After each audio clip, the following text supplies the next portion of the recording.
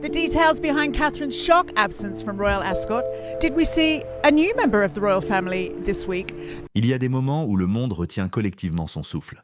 Lorsque la tradition rencontre le changement, lorsque l'histoire s'apprête à écrire un nouveau chapitre. Ce moment vient peut-être d'arriver pour la famille royale britannique. Entre incertitude, résilience et courage discret, un nouveau souffle s'installe au sein de la maison de Windsor. La nation assiste non seulement au lent déclin d'un monarque malade, mais aussi à l'avènement d'un futur roi et d'une future reine désormais dotée d'une petite vie de plus à protéger. Alors que les rumeurs s'amplifient au palais, une chose est sûre, les préparatifs de l'accession au trône du prince William et de la princesse Catherine ne relèvent plus de simples spéculations mais d'une stratégie. Des sources au sein de la maison royale ont confirmé ce que beaucoup soupçonnaient déjà. Le roi Charles III, malgré ses apparitions publiques courageuses, lutte contre un cancer incurable. Le monarque, aujourd'hui âgé de près de 70 ans, se concentrerait sur une stabilité digne, tout en transmettant progressivement ses responsabilités clés à son héritier. Mais alors que la nation s'adapte à cette sombre transition, une autre révélation a pris de court même les observateurs royaux les plus expérimentés. La princesse Kate, la bien-aimée princesse de Galles, est à nouveau enceinte. Le couple royal, déjà parent du prince George, de la princesse Charlotte et du prince Louis, attendrait son 4e enfant. La nouvelle, bien que non officiellement confirmée par le palais de Buckingham, a été relayée par les principaux médias britanniques, notamment le Telegraph et le Times, citant des sources de haut rang et des amis de la famille. Cette révélation intervient dans un contexte d'intense émotion pour la famille royale. Il y a moins d'un an, Kate révélait son propre combat contre le cancer, choquant le monde entier par un message vidéo à la fois vulnérable et serein. Sa présence au défilé Trooping the Colour 2025, sa première apparition publique en 6 mois, a été saluée comme un symbole de résilience.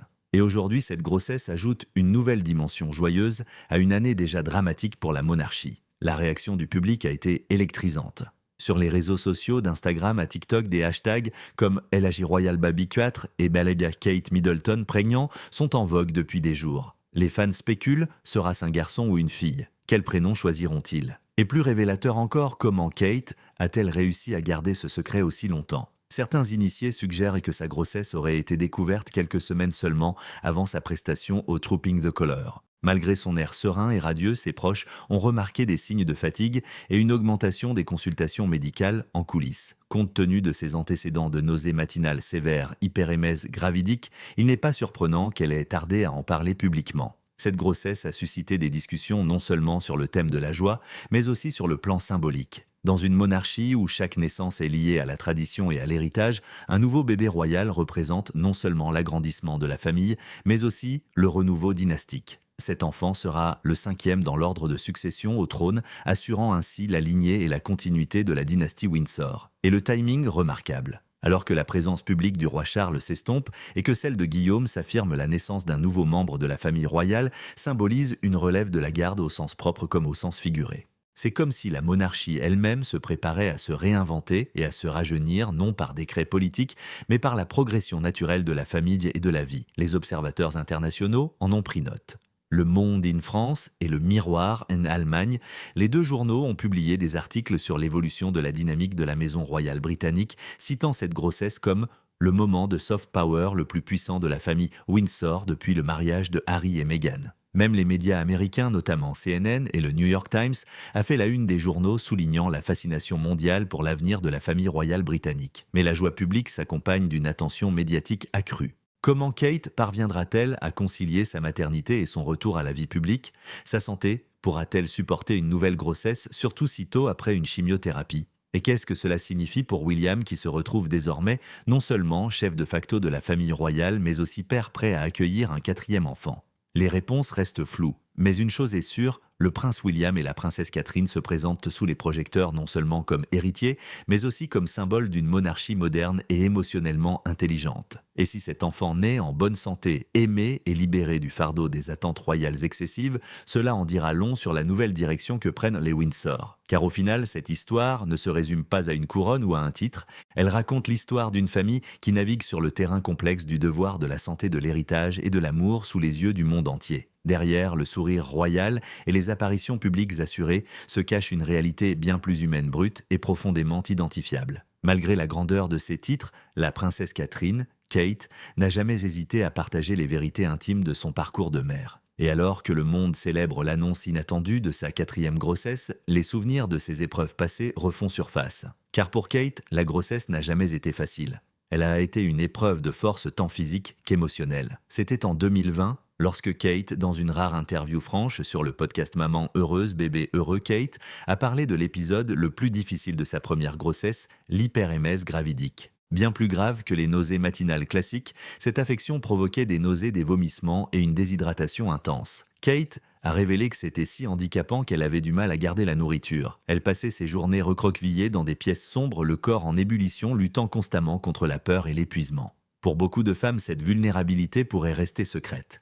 Mais Kate, consciente de l'influence de son rôle, a choisi de s'exprimer. Ce faisant, elle a démantelé des mythes tenaces sur la perfection royale et la maternité. Son honnêteté a trouvé un écho auprès de millions de mères à travers le monde, en particulier celles qui se sentaient invisibles dans leur souffrance. Pourtant, plutôt que de laisser la maladie la définir, Kate a cherché à prendre le contrôle non pas sur la maladie elle-même, mais sur sa réaction face à celle-ci. Elle s'est tournée vers une méthode qui allait plus tard devenir un élément central de son histoire d'accouchement, l'hypnobirthing. Contrairement à son nom mystique, l'hypnobirthing est une approche pratique ancrée dans la pleine conscience, la respiration et la préparation psychologique. Cette technique apprend aux mères à travailler avec les rythmes naturels de leur corps pendant l'accouchement, remplaçant la peur par la concentration. Kate a souligné qu'il ne s'agissait pas de murmurer de douces affirmations à l'oreille du prince William pendant l'accouchement. Il s'agissait plutôt de retrouver un sentiment d'autonomie dans un processus souvent obscurci par la douleur et la pression. « C'était quelque chose que je faisais pour moi », a-t-elle expliqué, contrastant fortement avec l'image traditionnelle parfois stérile de l'accouchement royal. Des experts, comme Naomi Wolfson, thérapeute en hypnobirthing basée à Londres,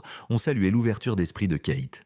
Selon elle, l'hypnobirthing peut réduire le recours aux interventions médicales telles que les déclenchements et les péridurales en calmant le système nerveux et en améliorant l'équilibre hormonal. Il s'agit de rééduquer le cerveau, explique-t-elle, pour que l'accouchement ne soit plus perçu comme un traumatisme, mais comme une transformation. Malgré cela, Kate a admis ne pas être une femme enceinte heureuse. La maladie, l'épuisement, la culpabilité de ne pas être présente pour sa famille.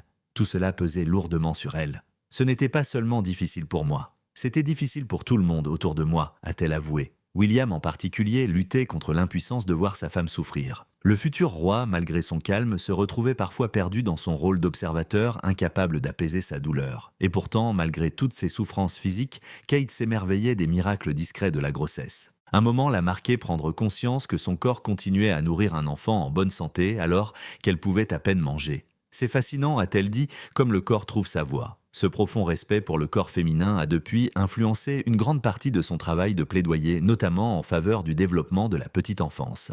Les envies de grignoter offraient de rares moments de joie au milieu des nausées. Les cornichons finement tranchés sur du pain complet devinrent un incontournable, tout comme les avocats et le curry de légumes doux fait maison. Chan et Ash Shingedia, un couple d'Upper Bucklebury, devinrent des héros culinaires malgré eux lorsque Kate commanda fréquemment leurs plats pendant sa grossesse du prince George. C'est ce lien local qui donna à sa grossesse un sentiment d'ancrage de réalité au-delà des portes du palais. Ces petits détails personnels ont rendu Kate encore plus attachante auprès du public. Ils dressent le portrait d'une femme qui, malgré son statut, traverse le même univers émotionnel et physique que des millions d'autres. C'est pourquoi l'annonce de sa 4e grossesse suscite non seulement de l'enthousiasme, mais aussi une profonde empathie. Les gens se souviennent des épreuves. Et ils se demandent, sera-t-elle aussi difficile cette fois-ci? Est-elle plus forte maintenant ou plus vulnérable? D'un point de vue médical, son âge, aujourd'hui au début de la quarantaine, la place dans la catégorie grossesse gériatrique selon la définition du Service national de santé NHS. Bien que ce terme paraisse sévère, il signifie simplement que des examens complémentaires, les séments et la prudence, sont recommandés. Compte tenu de ses antécédents médicaux, il est probable que Kate bénéficie d'un suivi médical spécialisé continu. Pourtant, s'il y a une chose qui est devenue évidente au fil des ans, c'est que Kate incarne une résilience discrète. Qu'elle lutte contre de fortes nausées, qu'elle élève 3 enfants très visibles ou qu'elle affronte un cancer, elle a fait preuve d'une remarquable capacité d'endurance, d'adaptation et de leadership. L'image de son retour serein à la vie publique, sereine et souriante lors de la parade des couleurs, alors qu'elle était probablement en début de grossesse, est désormais perçue sous un jour totalement nouveau. Et cette force ne se forge pas seule. William demeure une source constante de stabilité. Les proches du couple affirment qu'il a déjà réorganisé certains aspects de son emploi du temps royal pour répondre aux besoins de Kate. Contrairement aux générations précédentes de membres de la famille royale qui gardaient une distance émotionnelle avec la naissance et la parentalité, William est intimement impliqué. Des promenades nocturnes aux trajets scolaires matinaux, il est présent à tous les niveaux. Alors que les observateurs de la famille royale spéculent sur les prénoms et le sexe des bébés, d'autres se concentrent sur les conséquences de cette grossesse pour la mission plus large de Kate. Ces dernières années, elle est devenue une figure de proue de la santé mentale maternelle. Nous, Façonné lancé en 2023, la campagne mettait l'accent sur l'importance des premières années de vie d'un enfant et sur la façon dont les styles parentaux façonnent son avenir. L'arrivée d'un nouveau-né peut approfondir sa perspective et son message. Ce qui est peut-être le plus frappant, c'est la façon dont la monarchie évolue avec elle. Fini le temps des reines distantes et du silence stoïque. Kate a apporté au palais vulnérabilité, proximité et pleine conscience. Un changement qui pour beaucoup pourrait être essentiel à la survie de la famille royale dans un monde en mutation. Pour sa 4e grossesse, les enjeux semblent plus importants. Le monde a changé depuis qu'elle est devenue mère en 2013, et elle aussi. Mais si l'histoire nous enseigne quelque chose, Kate relèvera une fois de plus le défi non pas avec éclat, mais avec sincérité. Et le monde, une fois de plus, la regardera avec admiration. Si le monde se réfère souvent aux couronnes, aux cérémonies et aux traditions séculaires pour définir la royauté, ce sont les rôles les plus discrets, les plus intimes et les plus discrets qui révèlent l'âme d'un véritable monarque en devenir. Pour le prince William, le chemin vers la royauté n'a pas seulement été forgé par le devoir et la diplomatie, mais aussi par la paternité. C'est dans les moments passés, loin des murs du palais, au coucher pendant les trajets d'eau scolaire et même en nettoyant les cages des cochons d'Inde, que William a redéfini la notion de père royal. Depuis la naissance du prince George, en 2013, William a clairement exprimé une chose, il ne considère pas la paternité comme distincte de son rôle au sein de la monarchie, mais comme essentielle. Il a déclaré un jour, lors d'une interview à la BBC, « Être père change tout. Soudain, votre perspective s'affine. Le monde semble plus fragile, plus précieux. Ce n'était en pas de simples mots, cela transparaît dans chacune de ses décisions depuis.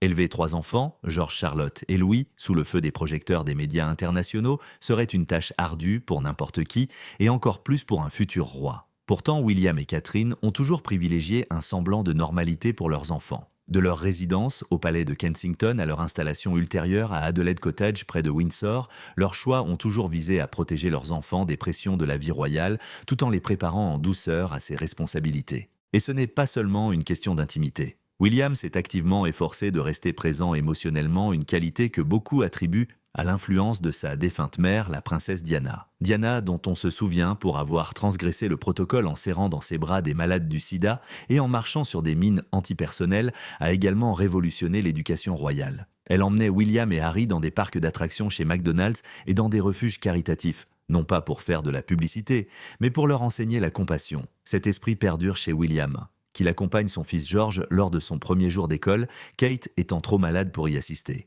Ou qu'il laisse Charlotte prendre les rênes lors des promenades, William veille à ce que ses enfants grandissent dans un cadre et une liberté harmonieux, un équilibre entre héritage et humanité. D'innombrables clichés illustrent son approche concrète. En 2024, une photo d'anniversaire désormais emblématique prise par Kate montrait William main dans la main avec George, Charlotte et Louis sur une plage balayée par le vent. Tous les 4 sautaient insouciants et riaient, un moment de pure complicité. Ce n'était pas une mise en scène royale, c'était un père et ses enfants sautant ensemble vers l'inconnu. Même dans les choses les plus banales, William se confie. Lors d'une visite à la ferme urbaine de Woodgate Valley, il a révélé que les cochons d'Inde de la famille offerts pendant le confinement étaient devenus sa responsabilité. Ils ont besoin de beaucoup d'attention, a-t-il plaisanté. Et les enfants oublient facilement. Cette simple confession, celle d'un père s'occupant discrètement des tâches ménagères, n'a fait que renforcer l'affection du public pour lui. Pourtant, William ne se contente pas d'élever des enfants, il forme les futurs dirigeants. Il a souvent exprimé son souhait d'élever ses enfants avec intelligence émotionnelle en les encourageant à exprimer ouvertement leurs sentiments. Lui et Kate ont intégré l'éducation à la santé mentale dans leur éducation parentale, inspirée en partie par leur initiative Heads Together avec le prince Harry. Après avoir visité plusieurs écoles londoniennes, William a exprimé son impression de voir des enfants exprimer des émotions complexes mieux que beaucoup d'adultes. Pour George, l'aîné, William envisage un leadership fondé sur l'empathie et non sur le sentiment d'avoir droit à quelque chose. Il a déclaré vouloir que son fils comprenne la vraie vie et pas seulement la vie de palais. C'est pourquoi il lit des histoires comme vers La maison sur l'aide aux sans-abri à Louis la nuit. C'est pourquoi il accompagne Charlotte bénévolement les jours de service, lui permettant même de conduire une pelleteuse lors des cérémonies du couronnement du roi Charles.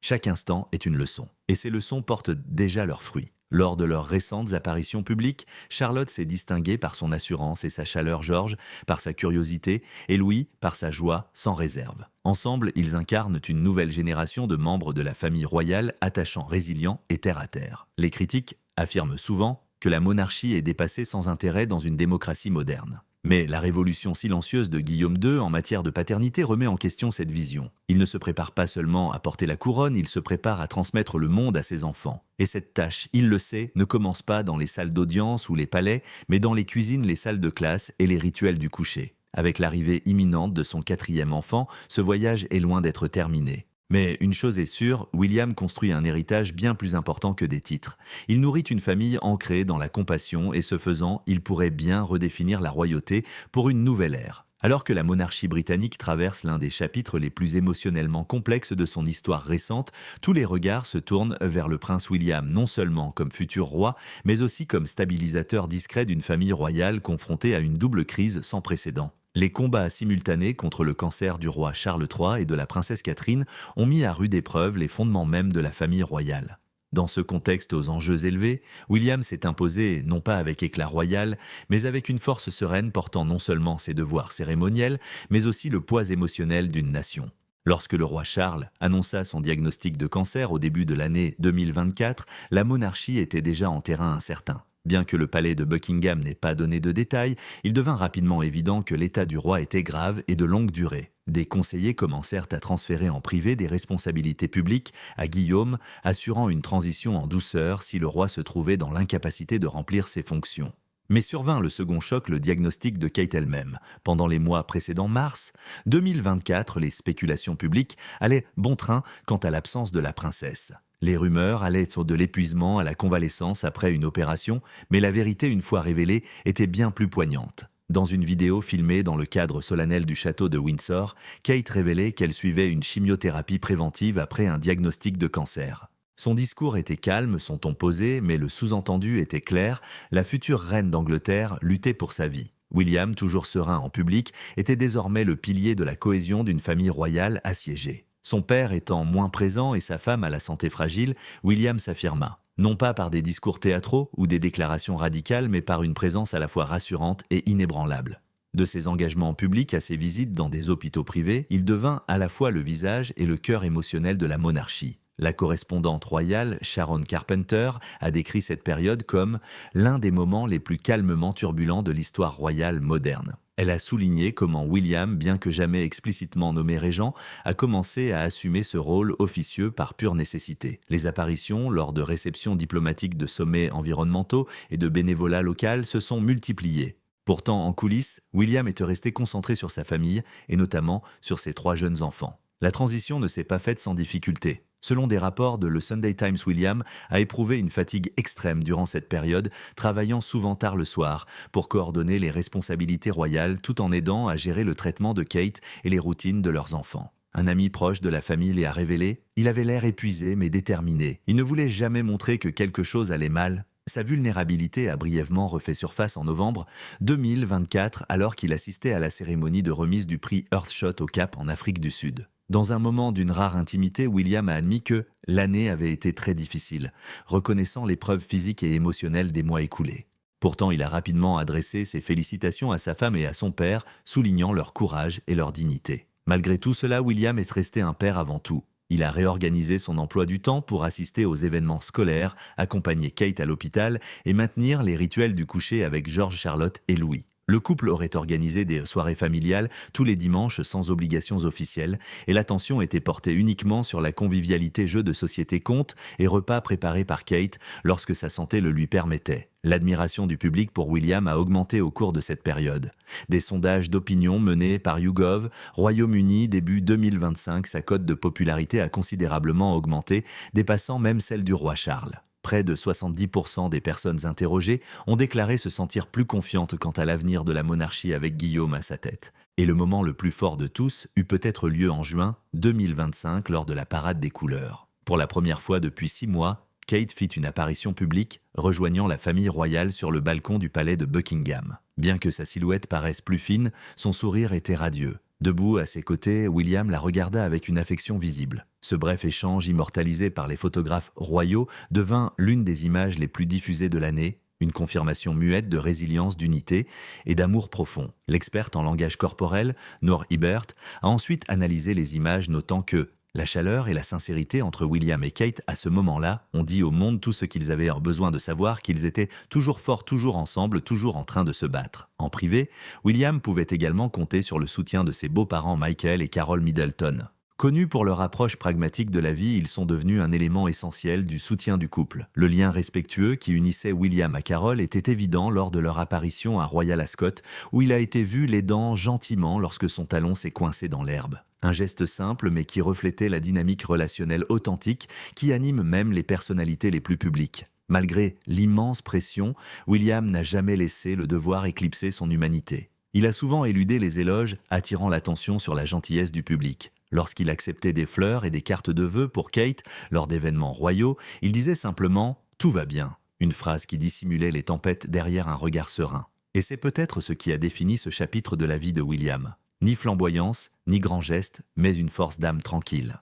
Dans une monarchie qui se nourrit d'images et de symbolisme, il est devenu l'un des rares membres de la famille royale dont la force ne réside pas dans le spectacle mais dans la substance. Alors que la visibilité du roi Charles diminue et que des rumeurs d'abdication commencent à circuler parmi les conseillers royaux, une chose est sûre, la nation se tourne déjà vers Guillaume. Non seulement en raison de sa lignée ou de sa lignée, mais aussi parce qu'il a démontré que le leadership repose avant tout sur l'amour, la présence et la force tranquille dans les heures les plus sombres. Lors des vœux sacrés échangés sous les voûtes de l'abbaye de Westminster le 29 avril 2011, le prince William et Kate Middleton ont promis de rester unis dans la maladie comme dans la santé. Mais personne n'aurait pu prédire l'intensité de ces mots 13 ans plus tard, lorsque le cancer et la couronne frapperaient à leur porte, exigeant non seulement force mais aussi unité. C'est dans ces épreuves d'incertitude que leur lien déjà admiré par des millions de personnes a été mis à rude épreuve comme peu de couples le font. Lorsque Kate a révélé son diagnostic de cancer en mars 2024, le monde entier a été pris de court. Pendant des mois, elle avait disparu de la scène publique, alimentant les spéculations les plus folles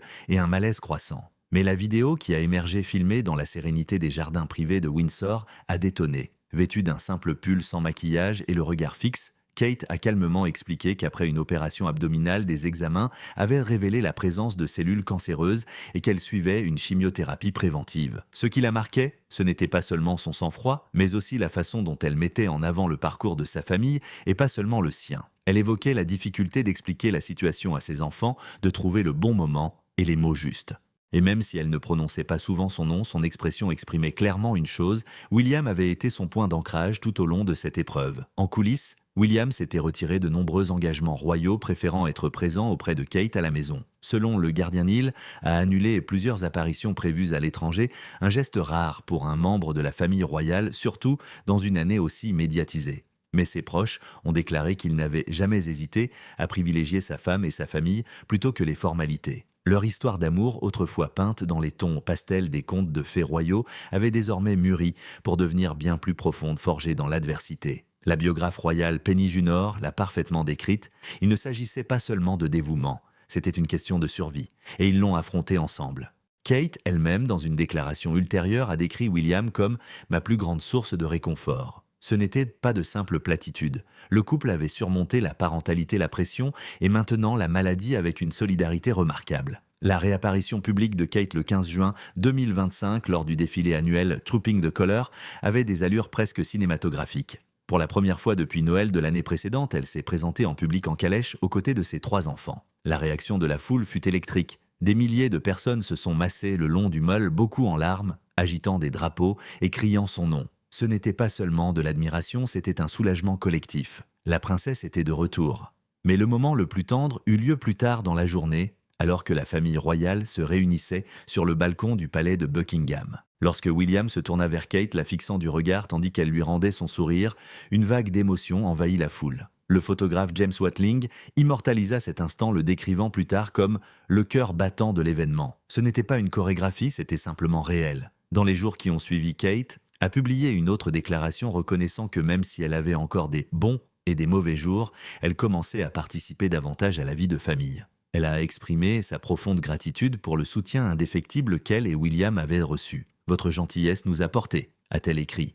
Ses proches ont révélé que les dépôts à l'école, les petites promenades et les moments passés au jardin reprenaient peu à peu leur place dans sa routine. Petit pas, une véritable guérison. William, toujours attentif à l'opinion publique, continuait de maintenir une présence calme et digne. Lors de ses visites aux associations caritatives et aux hôpitaux locaux, Il acceptait les cartes et les vœux pour Kate, remerciant ses soutiens sans entrer dans les détails. « On prend les choses au jour le jour », disait-il, une phrase banale mais puissante par sa retenue. Le mois de juin a également été un moment particulièrement touchant lorsque la famille a publié une photo pour la fête des pères. Prise par Kate, elle-même, la photo montrait William avec George Charlotte et Louis assis sur une plage les bras croisés, le sourire aux lèvres sous le soleil couchant. Elle était accompagnée d'un mot manuscrit des enfants « On t'aime, papa ». Bonne fête des pères, G, C et L. Mais leur force ne s'est pas construite seule. Les parents de Kate Carroll et Michael Middleton ont joué un rôle essentiel durant cette période. Selon certaines sources, ils ont aidé à gérer les emplois du temps des enfants, à préparer les repas et à assurer le soutien émotionnel de toute la famille.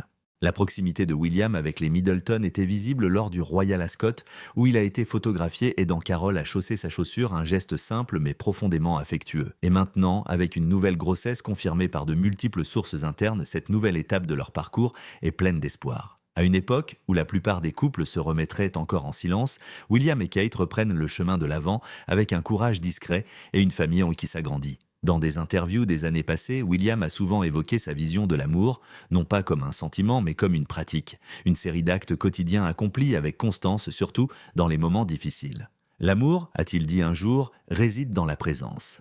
Il s'est montré présent, encore et encore. Leur mariage, autrefois scruté à travers le prisme du glamour et du devoir, est aujourd'hui admiré pour quelque chose de bien plus grand, sa longévité. Et c'est peut-être bien là l'héritage qu'ils laissent, non pas comme des rois de contes de fées, mais comme des êtres réels qui ont affronté la peur et la maladie avec grâce et se sont choisis l'un l'autre encore et encore. Alors que la nation est encore sous le choc d'une double crise sanitaire royale et que la presse internationale documente chaque mouvement subtil au sein du palais, un changement discret mais indéniable s'opère au sein de la monarchie britannique. Alors que le roi Charles III poursuit son combat privé contre un cancer incurable et se retire de ses fonctions publiques, l'attention se porte désormais sur le couple qui symbolise désormais l'avenir de la couronne, le prince William et la princesse Catherine. Et aujourd'hui, avec l'annonce d'un 4e bébé royal, inattendu mais profondément symbolique, la question n'est plus de savoir quand William montera sur le trône, mais comment lui et Kate façonneront la monarchie à leur image. Au sein des cercles royaux, l'expression « transition en douceur » gagne du terrain. Des conseillers du palais auraient commencé à informer les hauts responsables du gouvernement des plans d'urgence concernant l'état du roi, y compris des scénarios potentiels d'abdication. Si des sources officielles continuent de souligner que Charles reste pleinement engagé dans le travail du souverain, des sources internes citées par le Télégraphe et le Team suggèrent qu'une passation de pouvoir pour le couronnement pourrait avoir lieu de manière réaliste dans les 18 prochains mois. Pourtant, même si les rumeurs de transition se font plus pressantes, William reste concentré sur le présent, la famille, le devoir et le repositionnement subtil de la couronne pour la nouvelle génération. Ce qui rend son approche frappante, c'est sa divergence avec le style rigide et traditionnaliste qui caractérisait autrefois la vie royale. Au contraire, William inaugure une version de la monarchie alliant stabilité et sensibilité moderne, où la présence émotionnelle, la paternité active et l'authenticité priment sur la grandeur. L'arrivée d'un 4e enfant, désormais confirmé par de multiples sources royales proches et traité comme un secret de polichinelle dans des médias comme Bonjour et Daily Mail, renforce le sentiment de transformation. Si certains commentateurs royaux s'interrogent sur le timing, d'autres y voient un message, la vie continue, l'amour perdure, et l'espoir d'un avenir meilleur n'est pas un simple slogan, mais une vérité vivante à Kensington et Windsor. À l'échelle internationale, ce regain d'énergie autour de la famille royale britannique a suscité un regain d'intérêt. Au Canada et en Australie, le sentiment pro-monarchie a légèrement progressé, inversant un déclin qui durait depuis des années. Un sondage réalisé en juillet 2025 par Laissez-les mourir, 62% des personnes interrogées dans l'ensemble du Commonwealth ont exprimé une confiance accrue dans la capacité de William et Kate à mener la monarchie vers la prochaine ère. Fait remarquable même parmi les plus jeunes, le soutien a progressé, témoignant de la proximité du couple et de sa transparence constante. Mais la transition n'est jamais sans défi. Derrière ce calme apparent se cache une machine stratégique hautement coordonnée. Outre la conciliation de leurs obligations familiales et royales, William et Kate auraient participé à des séances de leadership privées avec des experts constitutionnels et d'anciens conseillers de la reine Elisabeth II. Ces réunions, selon le Financial Times, couvrent tous les aspects des rôles cérémoniels à la communication de crise, en passant par l'évolution des relations au sein du Commonwealth. Le message est clair, Guillaume n'attend pas la couronne. Il s'y prépare avec minutie et réflexion. Pendant ce temps, la convalescence et la grossesse de Kate continuent d'être surveillées de près. Bien que ces apparitions soient limitées, chacune d'elles est chargée de sens symbolique. Sa décision d'emmener la princesse Charlotte à Wimbledon en juillet 2025 n'était pas seulement une sortie mère-fille, c'était une discrète réaffirmation de sa présence et de sa continuité. De même, son projet de reprendre l'animation du concert de chant de Noël à l'abbaye de Westminster en décembre est perçu comme un signe de force croissante tant physique qu'institutionnelle. Le message du couple a également évolué. Fini les notes de palais impersonnelles d'autrefois. Ils ont opté pour des notes manuscrites, chaleureuses, des photos spontanées et des mises à jour vidéo qui les montrent non seulement comme des membres de la famille royale, mais comme de vraies personnes. Ce style de communication trouve un écho profond auprès du public et contraste fortement avec l'approche plus distante des générations précédentes. Il est crucial que William s'attaque également à une réforme interne. Des sources proches du palais de Kensington suggèrent qu'il travaille à la rationalisation de la maison royale, à la réduction des doublons et à une plus grande transparence du budget royal. Ces mesures visent à aligner la monarchie sur les valeurs modernes de responsabilité essentielles à une époque où la confiance du public est fragile et l'attention éphémère. Même les enfants sont initiés en douceur au devoir royal. George a commencé à assister à davantage d'événements officiels, Charlotte fait preuve d'une confiance et d'un aplomb exceptionnels pour son âge, et Louis, qui conserve l'esprit joueur de la famille, apporte de la joie à chaque rencontre. Avec l'arrivée prochaine d'un 4e enfant, la nouvelle génération de membres de la famille royale se forme sous l'égide parentale la plus unique et la plus bienveillante jamais vue au sein de la maison de Windsor. Et pourtant, malgré tous les débats structurels et cérémoniels, ce que le public voit et ressent le plus, est quelque chose de plus simple, une famille qui aime, qui perdure et qui dirige avec humilité. À une époque où de nombreuses institutions perdent de leur pertinence, la famille royale, à travers William et Kate, a trouvé le moyen de rester non seulement pertinente, mais aussi influente. Car il ne s'agit pas seulement de continuité, il s'agit de réinvention, non pas de préserver des symboles, mais de les revitaliser. Et ce faisant, William et Kate ne se contentent pas de diriger la Grande-Bretagne, ils se préparent à la guérir. Comme l'a récemment déclaré un commentateur royal, cette monarchie a peut-être pris naissance dans les liens du sang, mais elle perdurera grâce aux liens qui unissent les peuples. Ce lien est désormais incarné par un couple qui a affronté l'adversité, s'est soutenu mutuellement et a choisi l'espoir plutôt que la retraite. Et avec un nouvel enfant en route, une nation trouve à nouveau des raisons de croire en l'avenir de sa couronne. Non pas comme un artefact de l'histoire, mais comme un symbole vivant et respirant de résilience.